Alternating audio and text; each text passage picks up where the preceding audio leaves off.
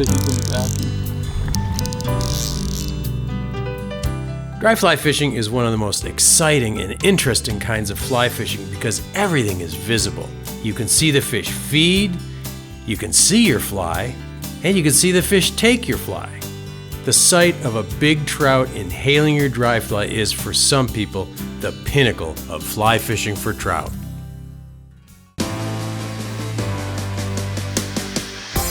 Oh yeah, nice fish! That fish has already refused that fly. You're gonna have to try just a slightly different pattern. The roll cast pickup is a great cast to use in a lot of fishing situations. This is a beautiful wild trout from a small stream, just a gorgeous little fish. I say hit that bank. Let's go to that grass bed.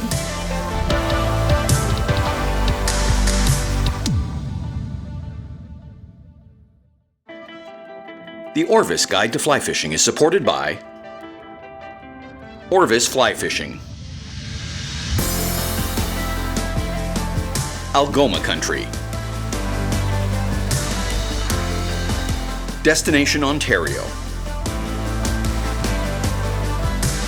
Maine Office of Tourism, Yellowstone Teton Territory, Crazy Rainbow Ranch, Bahamas Tourism, Adipose Boatworks, Global Rescue, Trout Unlimited.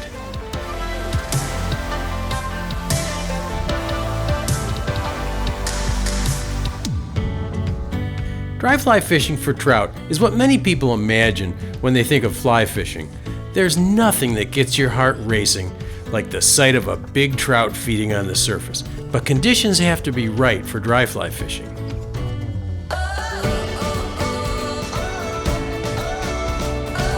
In order to fish dry flies effectively, you have to have fish that are either feeding on the surface or at least looking up at the surface for food. The best time to fish dry flies is during a hatch when the fish are really concentrating on the surface, when they're emerging insects or insects falling into the water. But you can fish dry flies almost any time. As long as the water temperature is above 50 degrees and the water is relatively clear and not super fast, you can catch fish on dry flies almost any time.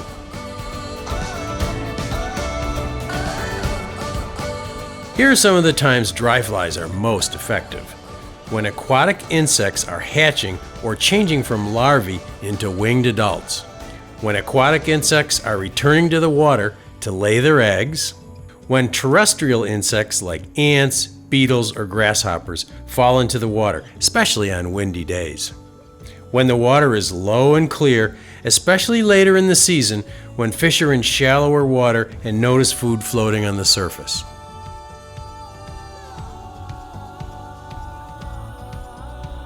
Don't start casting the minute you see a fish rise. I know it's hard to resist, but you'll be less frustrated and have more fun if you hold off. When you spot rising fish, first observe and make a plan before you make a cast. Watch the fish rising for a while. Fish could be cruising in a slower pool instead of staying in one position. Or there may be more than one fish rising, and a quick glance at the water may not betray that second fish.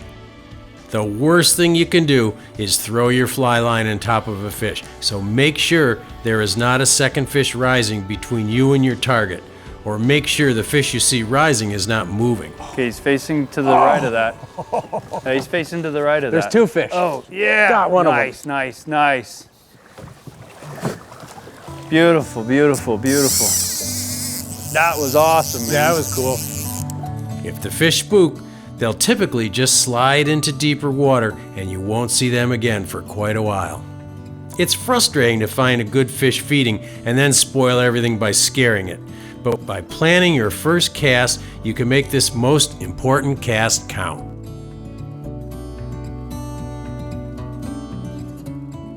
Rise forms, or the way a trout moves water when it feeds on the surface, can tell you something about what a trout is eating.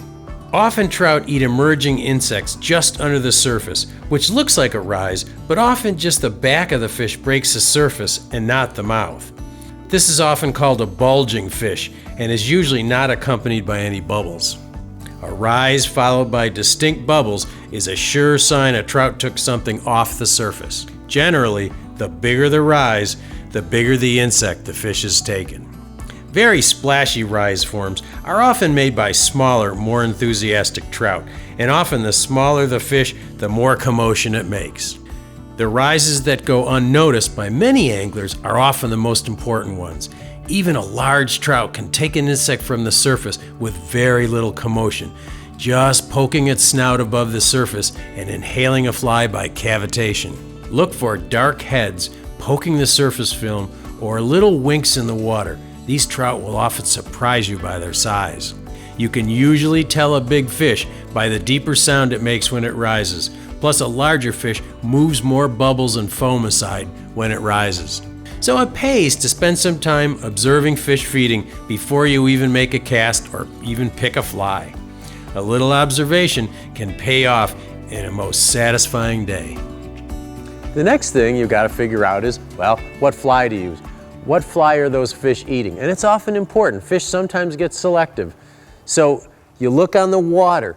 Don't worry about what's flying in the air. There's caddisflies flying in the air here, but I don't know if the fish are eating those caddisflies. They might be eating something totally different. You have to think about what's on the water. You might not be able to see much. Sometimes a pair of binoculars might help you, but often you won't be able to see what they're taking. You may never figure out what they're taking. You may have to change flies a dozen times. I've had days when I never figured out what the fish were taking. So it's a lot of trial and error. You never know what fly they're going to take. You make some educated guesses. You go out there and you give them a try.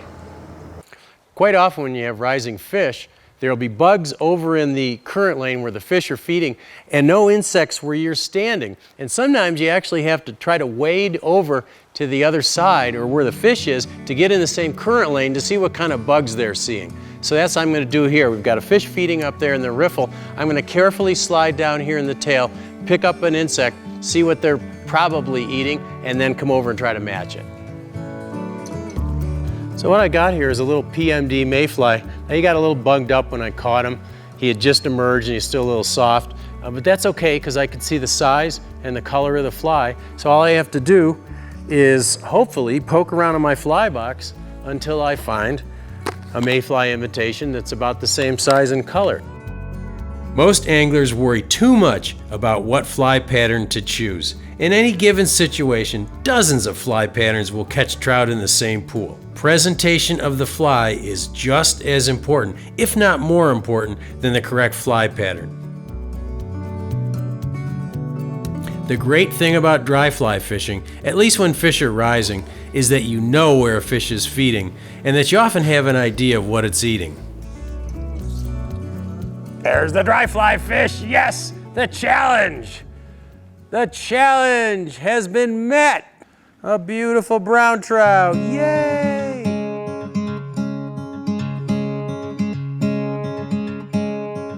So what do you do when you're faced with some rising fish? It's what we all hope for. The first thing you do is think about your position. Where can I get into the river where I can get a nice cast to the fish without spooking them and without putting my fly line over them? So you want to generally get a little bit over to the side, or if they're not terribly spooky, you want to get above the fish and throw a downstream cast to them. Once you've decided what fly pattern to try, planning your approach and presenting the fly in a lifelike manner is the next step. Once you've gotten a clue to what the fish are taking, pick the closest fly in your box to the natural. Apply either liquid or gel fly float into the fly before it gets wet.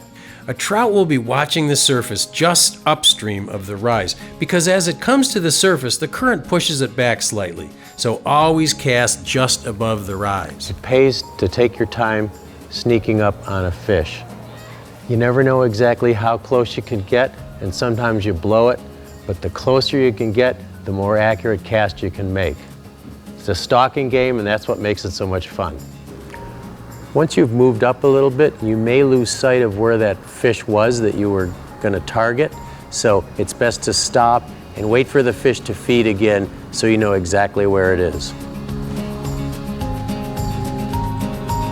Here you can see a fly cast directly to the rise, So the fly landed behind the fish and the fish didn't see the fly. Your first float over a fish should be your best. With every subsequent cast, you risk spooking the fish or it may see your fly drag. Carefully place the fly upstream of the fish so that it floats over the fish without drag. Drag is the most common reason a fish does not take your dry fly, and avoiding drag is even more important than having the perfect imitation. Slackline presentations like the reach cast, the parachute or tower cast, the S-cast, or curve cast will be essential in all but the most uniform currents. Some days, dry fly fishing is tough, and some days it's incredibly easy. And when it all works out, there's nothing better. So what do you do if the fish doesn't take the fly in the first cast? When you have fish that are showing some interest in your surface flies, but they're not taking them, they're coming to the fly, they're splashing at it, they're rolling on it, but not inhaling it, there are a couple things you can do. One is that you can put on a longer, finer tippet to try to avoid drag. Often it's just drag that's the problem. The other thing you can do, go to a one size smaller fly, or one of the best things is go to an emerger fly, something that floats just in or just below the surface. This trick of switching from a high floating fly to a lower floating emerger works wonders for many kinds of aquatic insects. Caddisflies, mayflies, and midges in particular. Emergers are harder to spot on the water, and if you have trouble seeing your emerger, try putting a tiny strike indicator on your leader about 5 feet above the fly, or try combining an emerger pattern with a higher visibility dry on a dry dropper arrangement. If you've made dozens of casts over a fish and it doesn't take, first ensure that the fish is still rising. You may have spooked it, and it's time to find another fish. You know, it's often a question of strategy when you're dry fly fishing to fish like this. I'm waiting for these fish in here, hopefully, to come back up. I see some fish rising up above these guys, but if I wait up to the ones up above, I'm for sure gonna spook these guys. So do I stand here and wait for these guys to rise, or do I go up to the next one? Only you can answer that question.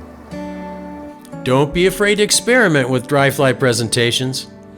Every rising fish is a little different, and you may have to try several different techniques on a difficult riser, but that's what makes it all so much fun.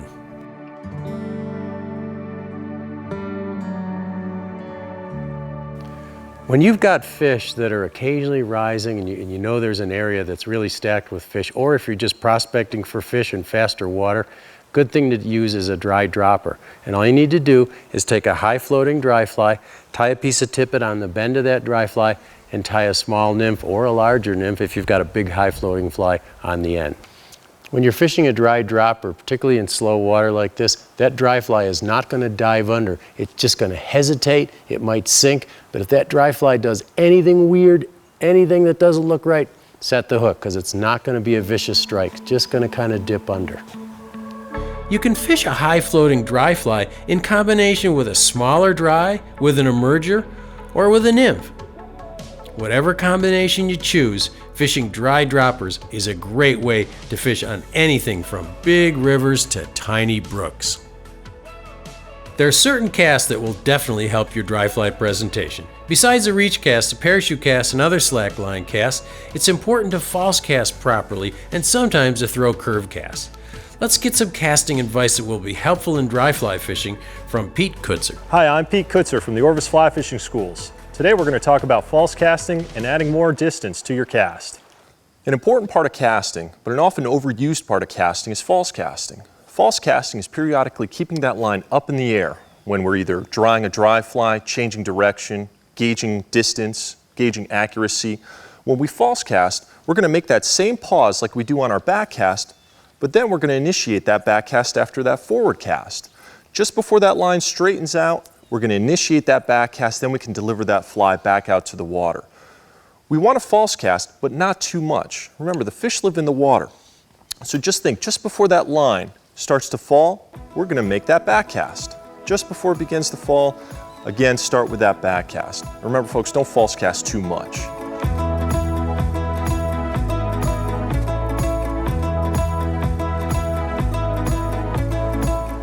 Sometimes a situation arises where you got to get your fly to actually curl around something. Maybe you want your fly to crawl up the bank when you're stripping a streamer in, or sometimes there's a stump or a rock that you got to get that fly around. In that situation, we want to use a curve cast. And there's a couple different ways to throw a curve cast. One way is to make a very side angle cast where we take that rod and then we overpower it. If we overpower it, that'll create that side loop to come around and hook over to our left if we're a right-handed caster. If we underpower it, then we can get it to hook to the right. Another way you can throw a curve cast is by when you apply that acceleration to that stop, right as you're applying that stop, you make a twist with your wrist. That twist will cause that loop to turn, allowing your fly to then turn to the left. All right.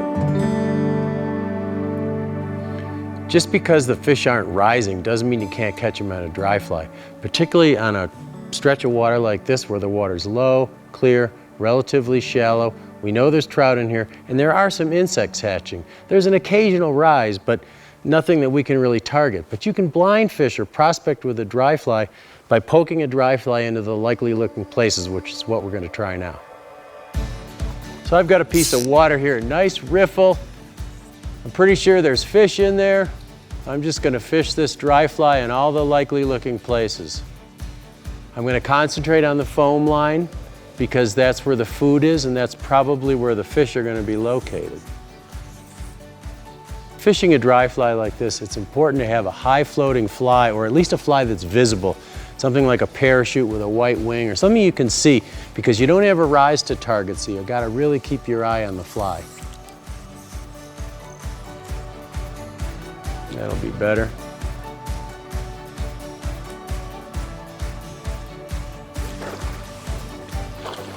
Oh, caddisfly did the trick.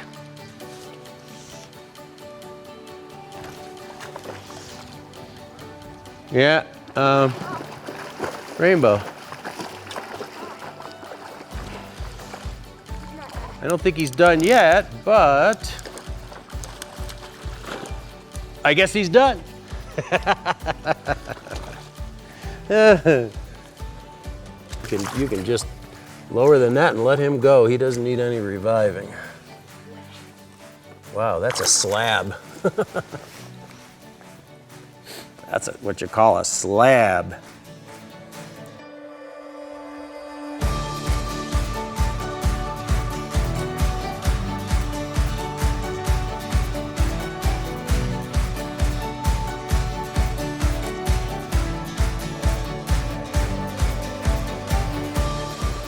We're here on the Gallatin River, just upstream of Big Sky, Montana. Beautiful, crystal clear stream that starts in Yellowstone Park.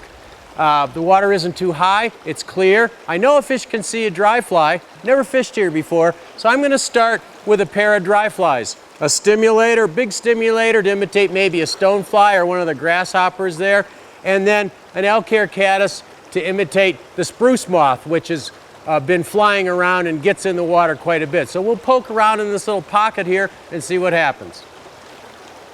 What I'm doing here is just hitting all the little pockets that look good. A couple casts in each spot. I'm not going to waste a lot of time here. In front of rocks is a good place. Along the side of rocks, places where I can see the bottom deepens a little bit, and especially along the bank where the water slows. Fish in meadow streams like this often slide right up into the shallow water in the bank to feed, looking for grasshoppers, ants, beetles, things like that.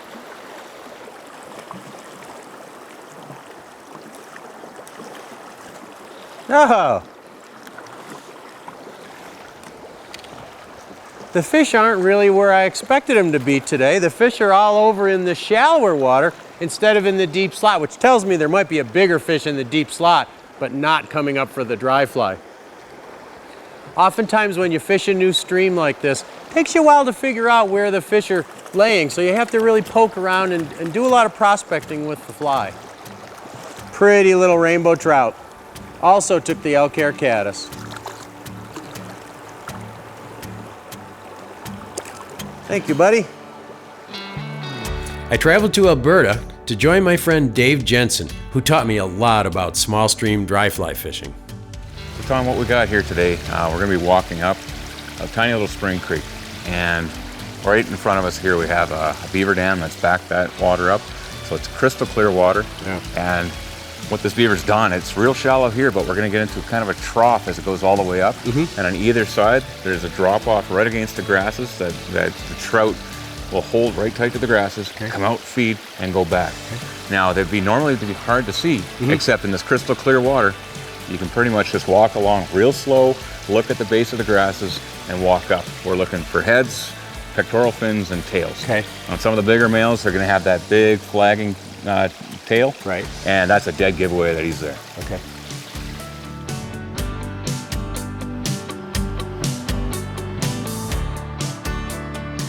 Oh yeah. Oh yeah, baby. Ha ha. Another weed boy.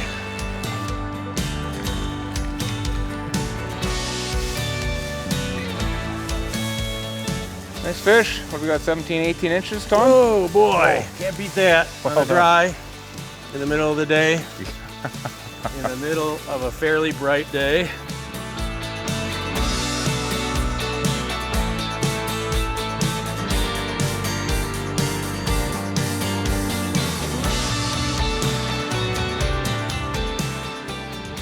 There is nothing like a rise of a trout to your floating fly. It's what most people think of when they imagine fly fishing.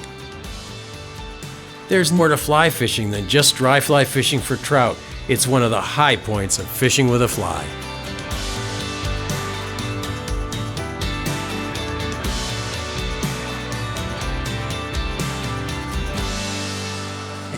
Whoa! Don't forget, dry fly fishing, like any other kind of fishing, there are no magic bullets. Keep trying different flies in different presentations until you crack the code. And don't worry if you lose a fish. The Orvis Guide to Fly Fishing is supported by Orvis Fly Fishing, Algoma Country, Destination Ontario, Maine Office of Tourism, Yellowstone Teton Territory, Crazy Rainbow Ranch, Bahamas Tourism,